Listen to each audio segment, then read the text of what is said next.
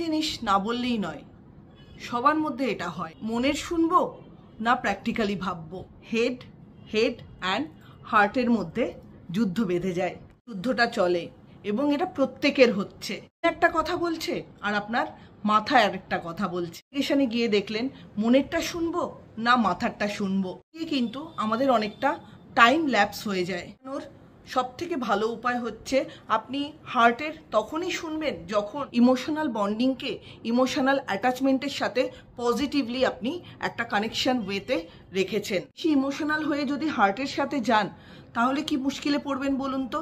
আপনার ইমোশন আপনার হার্টটাকে ড্রাইভ করছে। আপনি কিন্তু পজিটিভ ওয়েতে বা তখন যে লজিক্যাল কগনিটিভ এবিলিটিটাকে কাজে লাগিয়ে যে লজিক্যাল ডিসিশন নিতে হয় সেটা কিন্তু আপনি পারবেন না। কাজেই আপনি ব্রেনকে ইউজ করুন, লজিক্যাল ওয়েতে আপনি ইউজ করুন, দেখবেন অনায়াসে আপনি কিন্তু সেখানে ইমোশনটাকেও অ্যাটাচ করতে পারবেন। তো আপনি লজিক্যালি ভাববেন না বাই হার্ট ভাববেন না বাই হেড ভাববেন, সেটা কিন্তু পুরোটাই আপনার ডিসিশন। তো ভিডিওটা কেমন লাগলো অবশ্যই আমাকে জানাবেন। হ্যাঁ, হেড আর হার্ট দুটোকে কিন্তু আপনাকেই কন্ট্রোল করতে হবে, কেন কি দুটোই তো আপনার। তো ভিডিওটা কেমন লাগলো অবশ্যই আমাকে জানাবেন।